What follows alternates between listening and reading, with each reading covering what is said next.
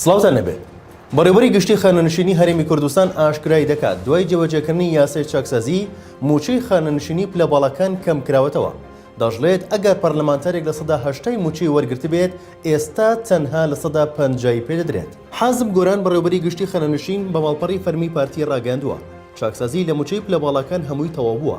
ئەوەی پەیوەندی بە خانەنشینی هەیە هەمووی یەکلا کراوەتەوە و پێشتر ئەگەر پەرلەمانتارێک لە 80% موچەی وەردەگرت ئێستا تەنها لە 50 پێدەدرێت. هەیە لەو ڕێژێش کەمتر وەردەگرێت. لە باڵەکان پێشتر موچەی لە 80 وەردەگرت ئێستا لە 160 ماوەتەوە بگرێت کەمتریش. ئەمانە هەمووی تەواو بووە، تەنیا کەمێکی ماوە ئەوانی خزمەتیان نەبووە، ئەوانیش پێداچوونەوەی بۆ دەکرێت.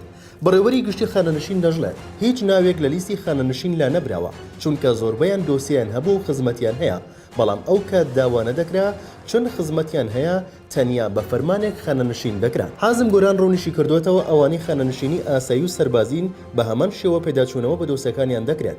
ئەوانەی خزمەتیان لە شوێنێکە بۆ دەتوانن خزمەتەکەیان بگوازنەوە بۆ سەر خانەنشینی، چونکە بە جۆرەی ساڵی خزمەتی خانەنشینی بۆ فەرمانبەران هەژمار دەکرێت و بەپێی یاسا ڕێژەی موچەی خانەنشینان دیاری دەکرێت. لەلایەکی دیکەوە سەبارەت بە موچەی ڕاوێژکاران ڕوونکردنەوە بڵاوکراوەتەوە.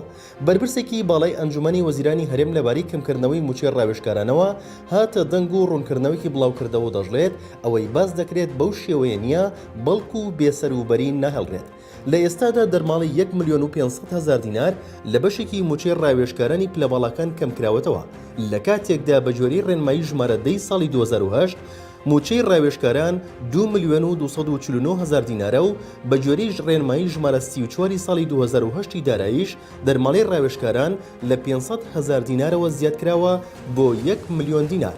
بەڵام لە ساڵی 2009 بە ڕێنماییەکی دیکە زیادکراوە بۆ 1,500,000 دینار. هەروەها ڕێنماییەکی دیکە کە لە ساڵی 2014 دەرچووە ئاماژە بۆ دەکات. هەندێک ڕاوێژکار هەیە بە پلەی بریکاری وەزیر دامەزراون و دەرماڵەی تایبەتیان 3 ملیۆن دینارە. میدیای نزیک لە پارتی ئاماژەی بۆ داوە ئەو دەرماڵانەی کە دوو جۆرن دەستکاریان کراوە و دەست لە موچەی بنەڕەتیان نەدراوە. ئێستا بۆتە یەک جۆر دەرماڵە و دەرماڵەی 3 ملیۆن دیناری نەماوە.